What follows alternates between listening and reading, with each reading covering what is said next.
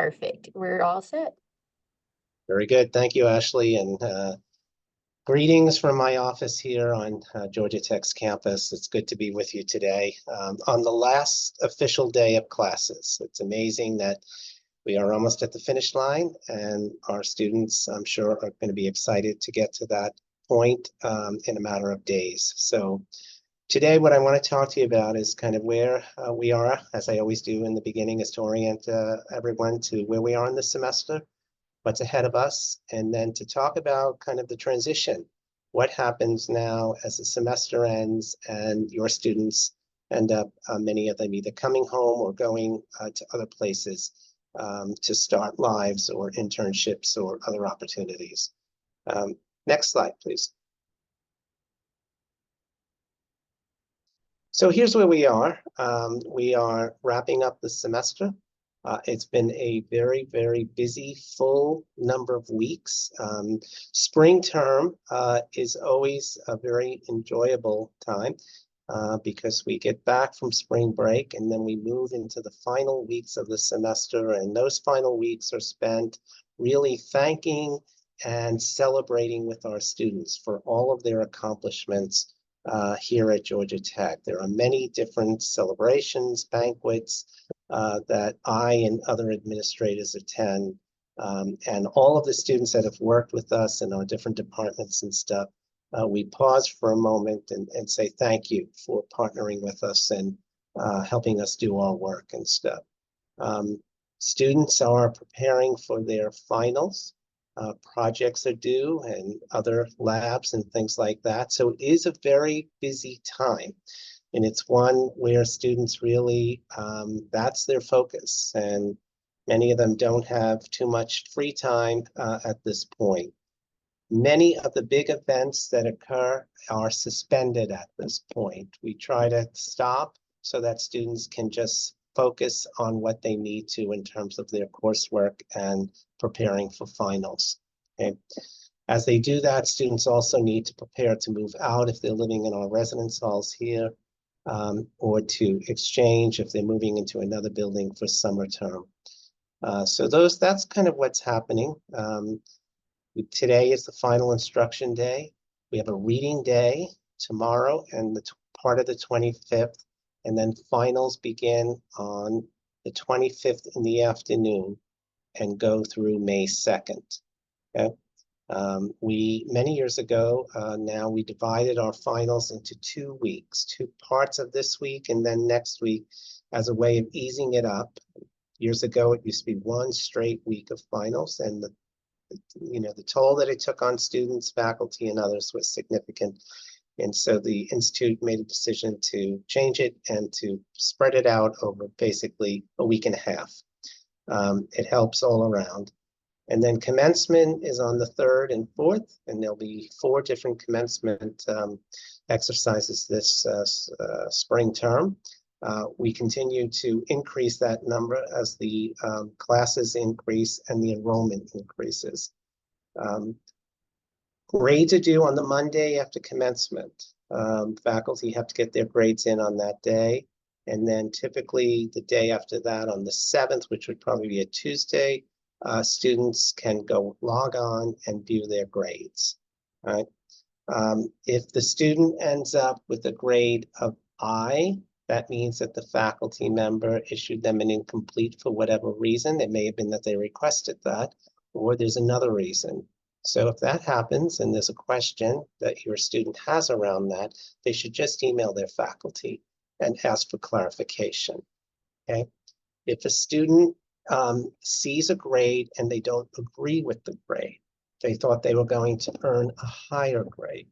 Okay, how a student problem solves that is that they work with the faculty. They would contact the faculty via email and just say, that I'm looked at my grades and I'm disappointed. I thought I was actually in the B range, the A range, whatever it was, and I've ended up with a grade of whatever they assigned, and then ask for clarification. Okay. What I'll say to all of you to remind students is that what they can't expect is that a faculty member is going to get back to them in a matter of minutes or sometimes even hours. Okay. it might take a while for a faculty member to get back to them. So to have a little bit of patience. A grade can always be changed if it needs to be through a grade change form. And so that is possible. But if a sustained period of time goes on and the student has not heard from their faculty member, then the next step would be to contact the chair of the department and to just say, I've been trying to problem solve a grade situation with Professor so-and-so. I emailed Dr. So-and-so on X date, and I still haven't heard from him or her, and ask for some guidance on how to proceed. Okay, so that's how you kind of start in terms of just figuring out how to problem solve an issue around a grade. The first day of classes for summer term is May 13th. So if they are staying with us and they're going to start summer school, that is the first day that they'll be back in class. It's a pretty quick turnaround from the time the classes end till summer school begins. So next slide, please. So here's the things I really want to kind of spend time with. Families usually talk to me about this, and those of you who have had students go away to college, older students or whatever, others of your children, they come home and it's very different. And so what I want to do is just kind of give you some heads up on how to think about the transition and maybe some things to avoid, especially in the early days of returning home.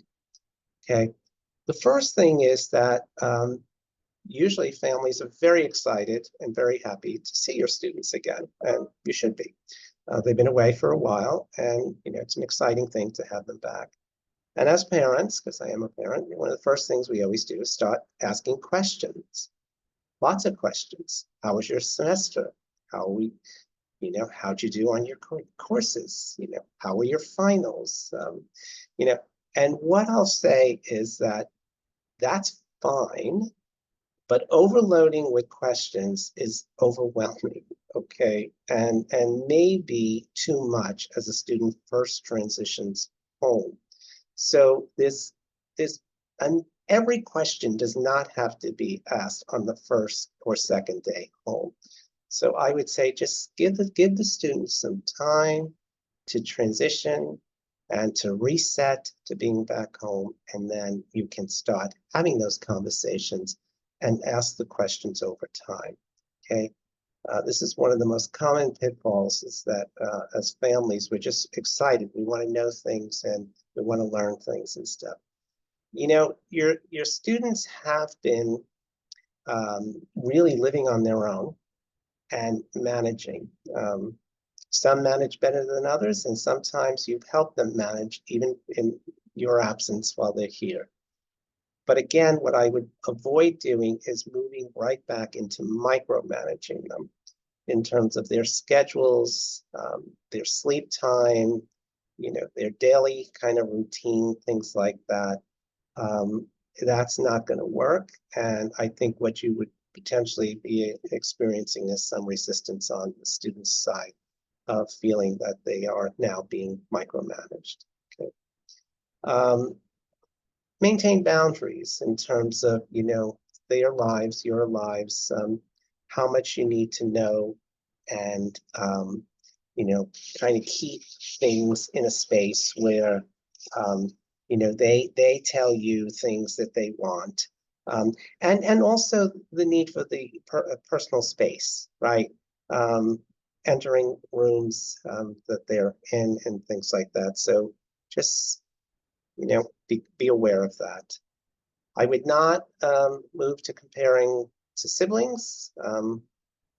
Your sister got a 3.9 or anything like that. I mean, let's try to maybe avoid that. Or past behavior in terms of things that, may have happened. So don't expect everything to be the same. It's usually not. Okay, and I think it's not for the student and it's not for you. And so just, if you go in thinking some things will be the same, but not everything will be the same, I think you'll be better off. Pressuring about future plans, that too is important, because what you want to do is just avoid kind of saying, well, what are you going to do now? What are you going to do tomorrow? When do you start your job? I mean, just when are you going to start looking for a job? I mean, again, you can ask these questions, but I think timing, it's all about the kind of timing of things as to when you engage your student in those kinds of conversations.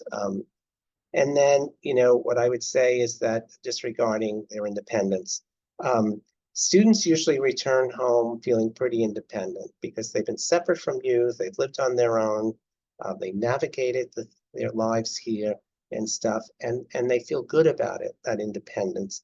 And, I think sometimes what I hear from students is that every time I go home, and this may have been true for you too, and sometimes this is true for even 30 and 40-year-olds, they return to their families and their parents and they feel like children again. So I think just being aware of, kind of helping them maintain a sense of their independence, right? But connection, right? You're dependent on each other, but each of you have your own independence in terms of who you are as people and your lives and stuff. So these are just kind of 7 things to kind of be aware of as they make the transition home, and you're on the receiving end of that transition. For those of you that attend Facet, one of the things I spend time at the very beginning is to talk about the transition the other way, from home to college, and the kind of things that happen and we should be aware of as students make that transition from home and families to living on their own and coming to college. And now it's the reverse. It's kind of being at college and returning back to families and to homes. All right, the next slide, please. These are helpful tips to consider during the transition. Open communication. Just, keep the lines of communication open. Encourage your students to share their experience when they're ready. Encourage them to share the challenges they may have had, the lessons learned. One of the first questions I usually ask a first-year student at this time of the semester, if I'm talking to them, is, what did you learn after 1 year of being in college? What have you learned? What have you learned about yourself? And what have you learned about the experience of college, right? Just to see where they are and what they're thinking and stuff. And sometimes students say, I really don't know yet because I haven't had time to reflect on the whole experience. And I believe that, sometimes it takes, first you got to get through it. You got to get through those finals, get through the whole academic year, and then you can look back and reflect. But, just invite them to share with you in whatever way and whatever timing they want to do that. Set your expectations. They are coming back to your home, right? So what are your expectations? What are the expectations for a curfew? What are the expectations of not coming home for dinner that night?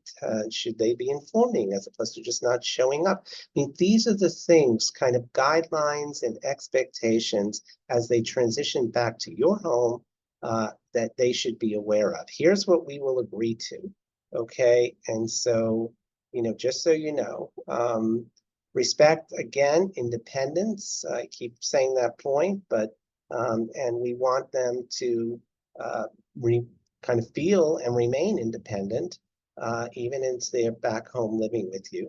Give space, physical space, and also the ability and freedom to connect with friends, reconnect with friends from high school, from the neighborhood, to relax. I think that one of the things that students need the most after getting through a year at Tech is to decompress. They just need time, okay? When we all get to the finish line now, it's exhausting, okay? And it's been a long year. They've been, really put to the test in many different ways. And, they just need time. They need time to decompress. One of the things I hear is that he or she came home and it feels like they basically slept for the first 3 days.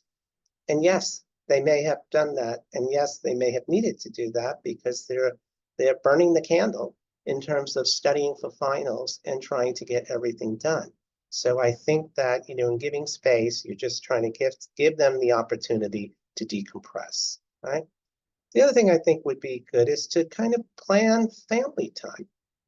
Are you going to have a family vacation, a family reunion, whatever it is, but to plan that and put it on their radar and also give them enough notice to say, we'd like to do a family trip and we'd like for it to be in July. And so that way, whatever they're involved in, they can arrange that during that time that they will, request time off if they're working or whatever, to be able to join you for all of it or part of it. But I think that, planning ahead, and also explain to them, I would say, why family time is important. Okay. We haven't been together in many, many months. And we really would like to come together and spend some time. Okay. Or we really would like to go and visit grandparents and stuff. So I think just kind of having those conversations and explaining to them the importance of that, and helping them understand that. Be patient. Adjusting to being back home is an adjustment both for them and for you. And, I think that just to try and be patient. Be patient was also on the slide when they first came to tech and in my facet presentation. It fits on both ends at the beginning and the end. And then to encourage future planning. Now, what do I mean by that? First, let me say what I don't mean. I don't mean that they have exactly the career they want to do, exactly the job, exactly the timetable. What you're trying to get them to do is to think about, you've now been at Georgia Tech for a year and you've been majoring in X, whatever X is, architecture, engineering, whatever it is. Is that something that you still think you're interested in? Okay. What have you learned now that you didn't know prior to this year that excites you about that field? Have you learned from faculty and others what are the possibilities of careers in that field? Okay. Again, it's not unusual at this time of the year that I sit with students and they say to me, Dean Stein, I think I'm going to change my major. I'm beginning to think that this may not be the right major for me. And, we have a conversation as to why they're feeling that. What happened that brought them to that place that they're now thinking they change their major? And then what would they change their major to? Okay. Now, I can tell you that most families and students say this to me too. If your student is changing from a major where it's kind of pretty clear as to what the prospects of a job and a kind of income might be, to a major where it's not so clear, they're going to be concerned about that in terms of your reaction to it. Okay, and so, that's just a conversation that as a family you should have and talk through and stuff. And there are realities with that need to be discussed very clearly. But I think that, I'm going to say that it's very, very hard for students to give up some majors here. It feels like a disappointment when, for whatever reason, they conclude they don't want to be an engineer anymore or an architect, and they're going to major in something else. So, but just to kind of have those conversations, try to talk it through, and, if they're just coming off their first year, they still have some time. They don't have forever, but they do still have some time to think through, what the future might hold for them. Okay. So those are just some thoughts. It is an exciting time for them and for you as they return home. And I always say we appreciate you sharing your students with us. They are the best and the most fantastic students. They're not just bright, they're kind, they're very loyal to Georgia Tech. We appreciate that. And they are fun to work with and fun to be around. And so, thank you. It has not been an easy year. I just want to say there's been many, many different issues as we're all aware of, and that's playing out in the world and in the United States. There's many issues, and those issues permeate onto our campuses and stuff. And so there's been a vigilance here in terms of being aware of things, watching out for things, staying on top of things. And what I will say to you is what I say to students all the time. Safety is the most important issue for us, right? We want to maintain a safe campus and a campus where all students who are here feel safe. And we strive to do that every day in the work that we do and in responding to situations that we are aware of. So I'm going to stop there and then see if you have questions that you would like to ask, and I'm happy to try to answer them. Looks like we do have a question here already, Dean Stein. It says, "Hi, I'm a parent of a second-year student. Our son is having issues getting enough class for full-time status. Without enough hours, will he have to move off campus? Is this normal to have so many classes full?" Okay, great question. No, he will not have to move off campus. Okay. Remember, we have two phases to registration, phase 1 and phase 2. And certain number of seats are put out in phase 1, and then other additional seats are put out in phase 2. So what I would say, what your student can do is to register for 12 credits to be full-time, knowing that on phase 2, he will continue to look to get the courses he really needs, and then just to withdraw from one that he uses as a placeholder, and then put in the course that he really needs, okay? But there is no concern. That issue of being in residence and being full-time will not play out until after the fall semester begins. Okay, so not to be concerned about that. But again, registration, key to registration is patience and diligence in terms of going back into the systems when they open and they are available to students, because things change all the time. A student might drop a course, pick up another course that opens a seat. So things are constantly in motion in terms of the availability of different courses to students. Great question. If you joined us a little later in the session, we're using the Q&A option. You should see either on the side or at the top of your screen to type in questions here. So if you do have any, oh, here we go.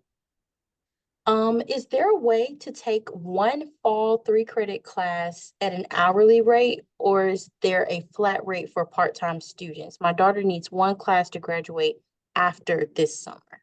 Yeah, okay. All right, so there is a flat rate. If it's under 6 hours, I believe there is a flat rate that the student would be charged. So you can't just be paying for the one class. So that's not how this works. But the best kind of person or office to talk that through would be the bursar's office. So if you have a very specific question, then you can ask the bursar's office. But I do know that there's a certain flat rate under 6 and then above for full-time. So this next question here it says, is there a similar session for first-year students? I will say, if you are new here, we welcome you, one, to the Hive, our Yellow Jacket Family Hive, and then 2, Dean Stein actually does the Tech Talks twice a semester, sometimes even 3 times a semester, just depending on his schedule. So for those of you who will be starting in the fall or the summer, you will hear from Dean Stein, like he mentioned, during Facet. Even if you're doing the virtual Facet, you will hear from Dean Stein during that time. And again, every semester, you can expect to hear from Dean Stein, giving you prudent information of currently what's happening here at the Institute. let me just say, I'm not sure how I'm reading that question, because if you're asking if I actually do this presentation to first-year students, the answer is I do not. Okay, so yeah, so I'm not sure what the question you were asking, but these conversations are happening with students. They're happening in, if you know, GT 1000, if they took that, they're happening with RAs and in their academic advisors and stuff. So there's similar kinds of conversations that can happen to give the students the kind of information that I'm giving. Great, perfect. This next question says, I'm a parent of a second-year student who started as a biomedical engineering major and is now in the process of switching to industrial engineering. Do you have any advice on who he should talk to and how to complete that process? He's now taking classes over the summer to qualify for the switch to IE, but he wants to just make sure that there's no problem. Thank you. Yes, great point. Yes, so let me explain. When a student is going to switch a major, one of the first things they need to do is to connect with the advising office of the major they want to go into to learn what are the expectations and the guidelines to transfer in. I do know that in IE, they have a minimum GPA that you must have earned in order to be considered to be transferred into that major. So, if you don't have that, they will not accept you. They also require that you go through an informational session with them to talk about the transfer into the major. So those are the kinds of things that they would need to clarify. And you can clarify that one of a few ways. One is on a website, because they usually have something on their website. The other is to connect with somebody in their advising office and say, I am a biomedical engineering major and I'm finishing my first year and I want to transfer into an IE major. And what do I need to do? And, are there specific things that qualify me to come into the major? And they will have that conversation with your student. This next question says, I'm a parent of an incoming freshman. Will my child be guaranteed to get classes that he needs to graduate on time? We are out of state. Yeah. So yes, I mean, again, most students that want to graduate in 4 years can do that, okay? And it's a matter of trying to think through with their academic advisor how to plot that out and what courses they need in each year, because certain classes build on others and some are prerequisite and stuff. But yes, there are students from in-state and out-of-state that do graduate in 4 years and are able to get the courses that they need. Next question says, can you highlight some of the help that's provided at Facet to evaluate a transcript and register for classes for the fall? Yeah, so what will happen is that all of the high school transcript and AP scores and everything else will be reviewed by the registrar's office. And admissions will send that everything over. And then at the time that they go into registration, they will have a sense of what things are transferring in and then what they need to take. There is always someone at Facet registration to assist them. Okay, usually there's some advisors there, there's some upperclassmen there who can help a student make it through that advising period, and registration period, sorry. What I want to say is sometimes students walk out of Facet and they're disappointed because they don't have exactly the classes they wanted, or some may only have 3 or 4 out of 5 classes that they need. Again, when you leave for the day, that doesn't mean it's over. You can still go into the system and continue to stay on connected to the registration and continue to get the courses that you need. Okay? And people are always available to have that conversation with your student and help them. This one says, my student's GPA is low. He does not meet the GPA requirements to transfer majors, but he might want to transfer to a quote easier major. Are exceptions ever made to the GPA requirement in trying to transfer to an easier major out of CS? Yeah. Well, what I'm going to say in all fairness to Georgia Tech is that there are no easy majors here, okay? We don't want to kind of, say that, some students are an easier curriculum. Yeah, there are some that are more rigorous, okay? Some that require more math, maybe, but there are others that are still rigorous majors. So not all majors have requirements of a GPA, Okay, I gave you an example of IE because that was the question, and I do know that they do have a requirement of a GPA to transfer in. All right, so the first thing that you would do is to check the major that they might be interested in, and to check if there is a requirement of a GPA, a minimum GPA that the student needs to have in order to transfer into that major. Okay, so, but not all majors have that requirement of a GPA. This one more so is just a comment slash compliment. It says, Dean Stein, I want to take this time to take this opportunity to say thank you. Our daughter went through some major anxiety issues last semester due to a sudden family illness that started impacting her ability to focus. I reached out to you and you were a great support to her, reaching out to her professors and giving her all the support she needed to be successful. In less than 2 weeks, she will be walking across the graduation stage. You have been wonderful to us, and thank you. Well, Yes. great. Yeah, well, thank you for sharing that. I do appreciate that.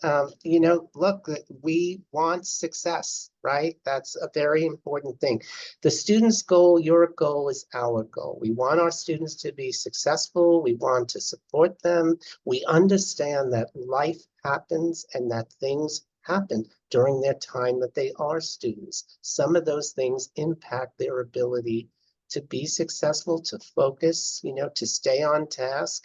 And so I, along with all of my colleagues here across the Institute, not just in the Dean's office, are here to assist students. That's the role that we're in. So that's a wonderful, you know, successful story. And I can tell you, as I sit on the stage and I watch the students come across the stage, it's very, very rewarding to see some students who I know, faculty and others, even the president may not know how much that student has struggled during the time here, but many a times I do.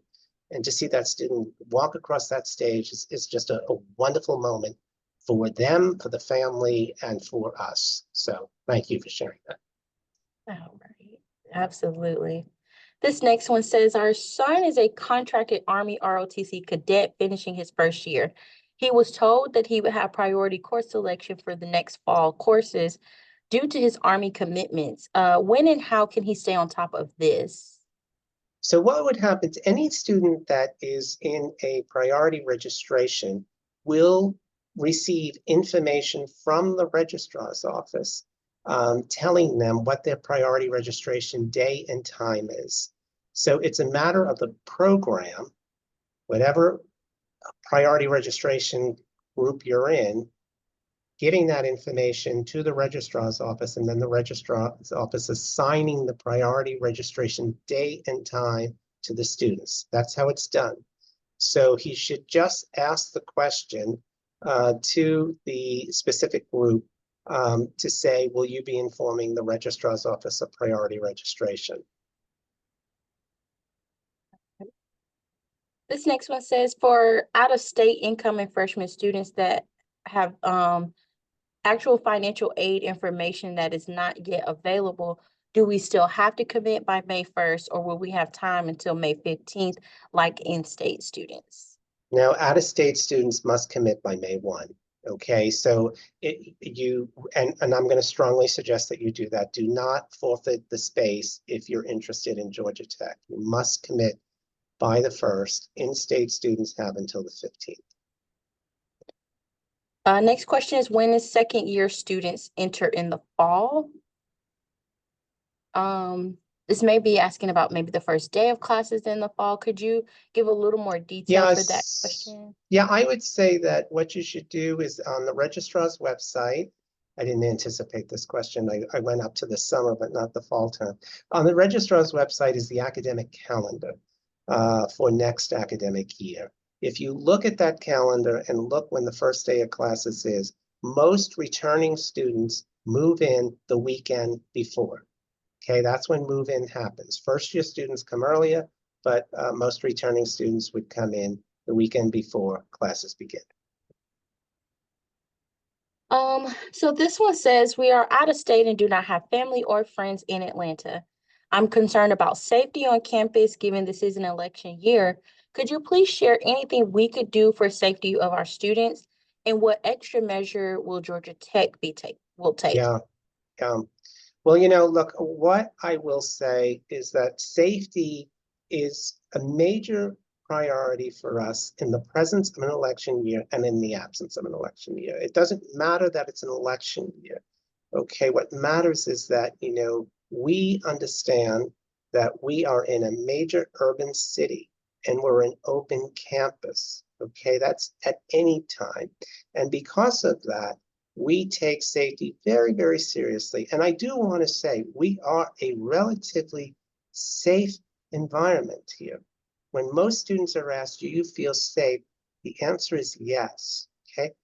However, what I will say is that having conversations with your students as they make this transition to college in whatever place they're going, whether it's tech or someplace else, you should be talking about basic safety issues. What do I mean by that? I am a student. I'm a good student. I stay at the library till 2 in the morning studying and preparing and stuff.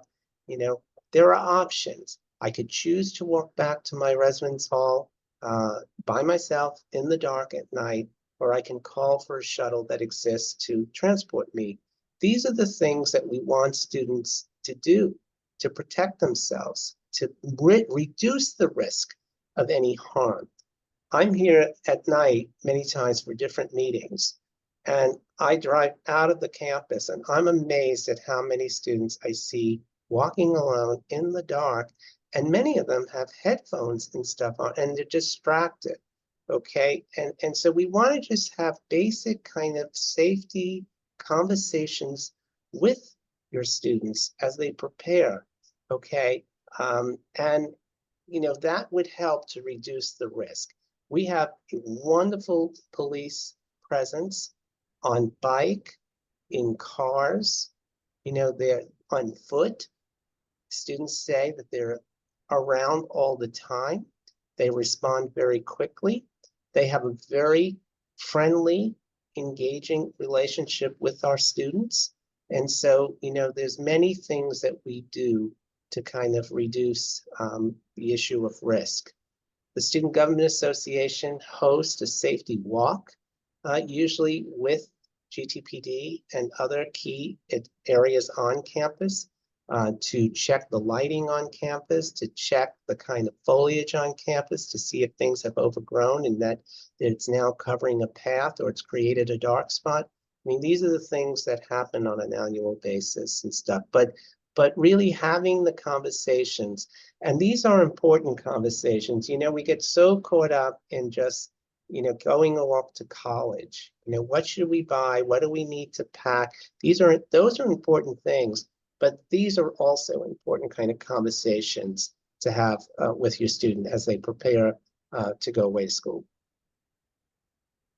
How long should a student give the professor to get back to them? 3 to 4 days? After how many days can a student escalate, since now there's a time sensitivity before the final grades post? Yeah. So, I think a fair thing would be, 3 days or so to give a faculty member. And then I would send another email saying, I emailed you, or below is the email that I sent you 3 days ago. I know it's a busy time of the year, and so I'm just resending it so that you can see and maybe answer my question or address my concern. That's how I would do it. I would just kind of acknowledge for all of us, it is a busy time of the year where we're focused on all kinds of many things, but to prompt the faculty member again. Are these sessions or similar sessions recorded and available on Georgia Tech's website? Yes, we have them on our parents.gatech.edu, but also in the Hive, our parent portal. And so if you look over to the left, at the very left corner of the Hive, you'll find the link to access all of our previous Tech Talks with Dean Stein and other similar sessions that we've also hosted as well as recorded. Let's see here. When do we receive financial aid statement for the upcoming year? Yeah, I really don't know. I'm not sure exactly when financial aid is going to be able to get everything out. I know they're working day and night to try and pull those packages together and stuff. But you know what I would suggest you do if you're an incoming student, first year student, I would suggest you call admissions and ask them. If you're a returning student, I would suggest that you contact financial aid and just ask, you know, when can we expect that we will see our financial aid package? This one says, what is the mood on campus? Replying to, are there political protests occurring, like some of the Ivies, such as Columbia, Yale this week? We have not seen anything in the news, but we do not have local coverage. Yeah, great question. So Dr. Hong, who's the vice president, and I just had a meeting for an hour, almost an hour and a half with a group of students. And we asked about this. We asked students about it. We said, what's the thought, what's the feeling out there in terms of what's going on? Because, you know, we are seeing, like you, on TV, what's happening at Columbia, NYU, and other places and stuff. And the response we got back is that, oh, we're just way too busy now studying for finals and, you know, trying to get through the semester. And so, you know, it's really, it's not an issue, right? Now, not that it's not an issue, but it just means that in the world that they're in right now, the focus is on academics and the focus is on preparation for finals. Okay, now that's their world.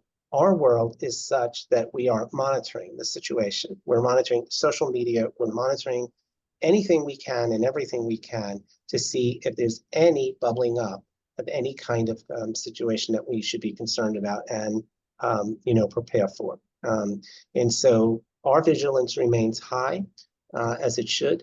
But I think right now, the way our academic calendar is playing out here, students are just way focused on academics and getting to the finish line at this point. So this one says, my son is transferring to Tech this summer. Will it be challenging for him to get a dorm as a transfer student? The answer is yes. I'm going to just be very honest with you. I think that he can certainly put a application in, but right now it's looking like we will be fully at capacity, and so it's going to be very challenging. So I would suggest that you have a plan B in place for that in case it doesn't work. Just kind of piggybacking off of that, do most juniors and seniors live off campus? I heard that there's a long waiting list and the housing department prioritizes freshmen and sophomores. Are students waiting for housing still having opportunities to live on campus? There is a very long waiting list, you know, and much of it has to do with, you know, our first year class and how large it's going to be and stuff. And so, again, most third and fourth and some second year students are living off campus now.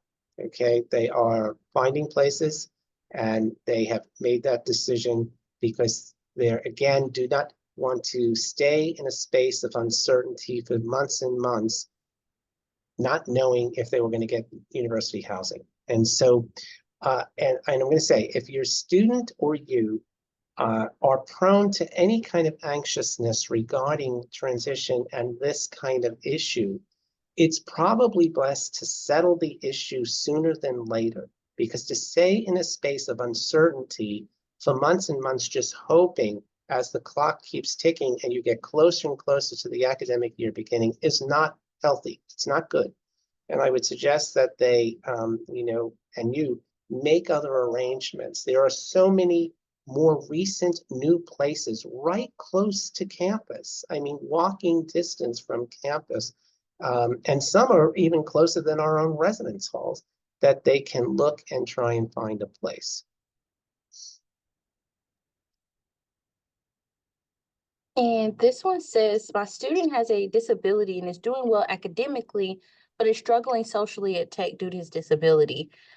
He says that ODS is very helpful with class-related issues, but the mental health services doesn't really help. Are there any other campus resources he should look into, we're not sure how to help him. Yeah, that's a great point. So look, with any student, including students with a disability, right, there's probably like three dimensions of their life. One is their academic life.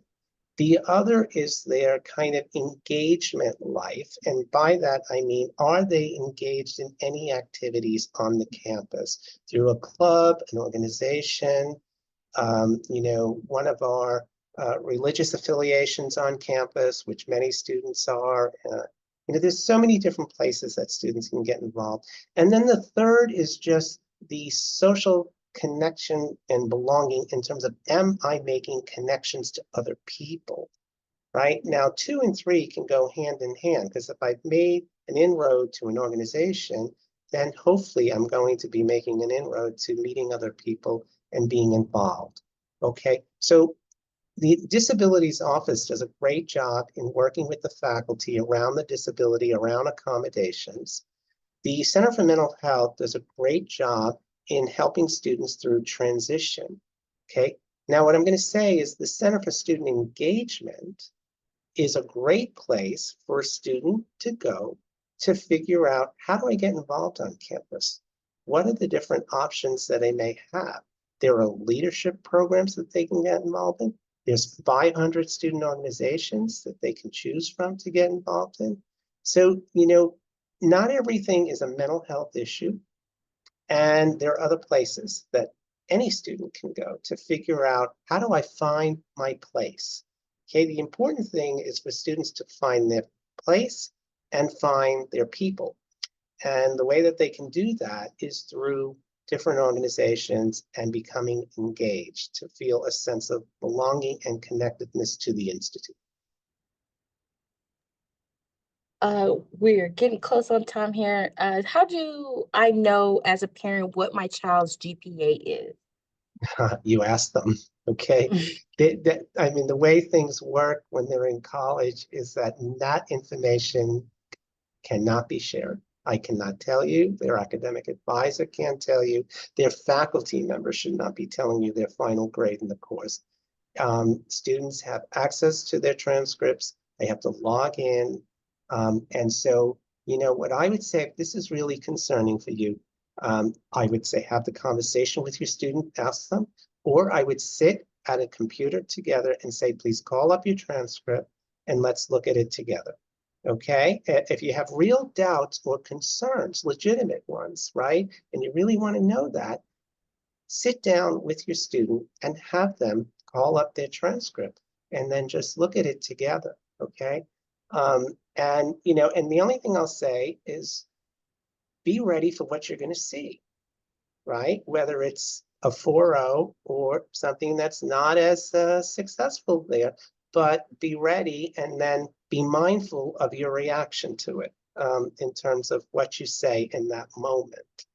Okay, I can tell you from my work with students, and when students are struggling and stuff, I always say, does your family know how much you're struggling? No, they don't. Why not? I don't want to disappoint them. Right? So there is real sensitivity to your reaction and disappointing you. Okay, and so just keep that in mind as you kind of navigate that space together. Next question here says, I've learned from my student there's significant cuts planned for student activity funding. Can you share what is driving this and maybe options that may be able to recover this going forward? Yeah, so that's not necessarily a true statement there. The Student Government Association has, somewhere in the range of $3 million that they have to then disperse out to different organizations and stuff. Now, the good news is that last week we learned that the student activity fee was approved by the Board of Regents and the university system for Georgia Tech to increase by $12. Okay, so that's going to bring significantly more dollars in for the Student Government Association to have to disperse to different organizations. Some organizations, like the most competitive ones that were, and there's a few of them, there's less than 10 of them that were actually utilizing the highest percentage of the total amount of funds, their budgets were reduced only as a way of being equitable across the board to the other organizations that exist. And so, SGA has been working very, very hard. They've been advocating with the president and others to get the fee increased. We're very happy that that fee was increased. The student activity fee has not been increased probably in about close to 7 or plus years. And so this is a significant one. It's a reasonable one in terms of the $12.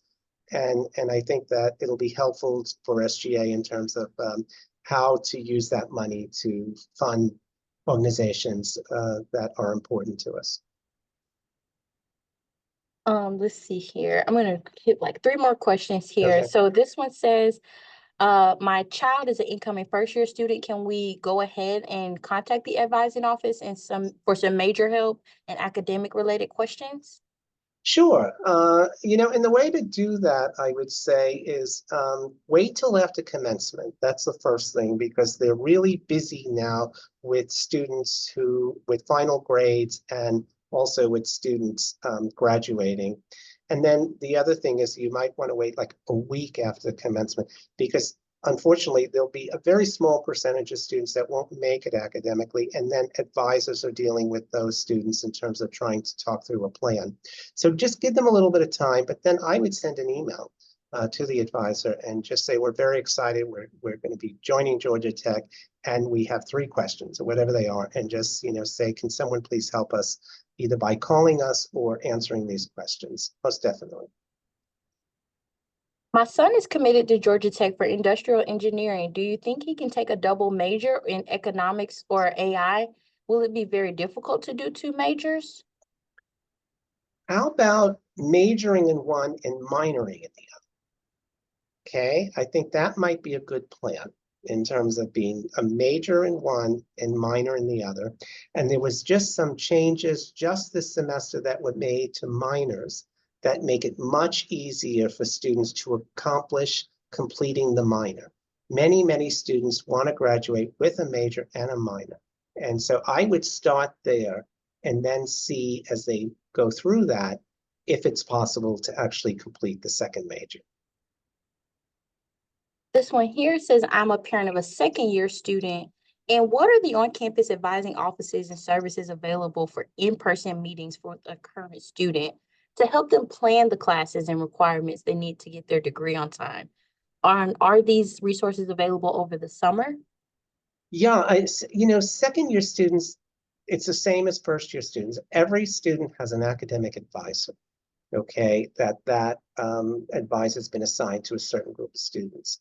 Now, what I'll tell you is that summer is probably the better time to connect with the academic advisor because there's less students enrolled in the summer and they have more availability. So summer might be a really good time to request an in-person meeting with the advisor to sit down and review their courses and to review kind of a path forward as far as plotting out the next few years. So we'll do last question here. Does the college fees increase each year for international students? Do they increase each year? Mhm. Not necessarily. It really depends on what the Board of Regents decides in terms of the cost of tuition and stuff. So it may not be that it would happen every year. In fact, we were in a probably 5-year period where tuition was not increased at all. So. Gotcha.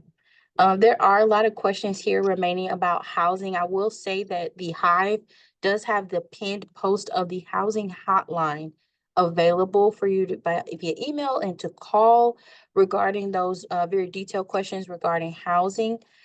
Dean Stein, I do have one more question here about the scooters and road construction. Do you mind if I ask that one Sure. before we head out? So Yeah. it says, can you provide any updates on road constructions, such as why some of the roads are maybe blocked and can't be used by cars, bikes, or scooters? Mhm. Yeah, we have some major construction going on the campus right now. And what I'll just say is that there never seems to be a good time to be doing this construction. And so, we struggle with that.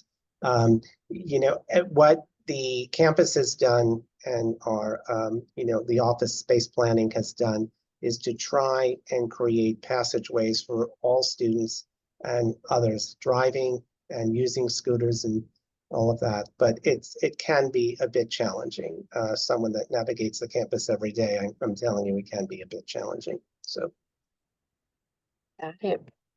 Well, we appreciate you, Dean Stein, taking time to do this. We know you have a busy schedule, so we do want to let you go. Families, this recording will be available no later than tomorrow morning. As I mentioned, in the Hive, over to the left, you will see where our webinars actually kind of live.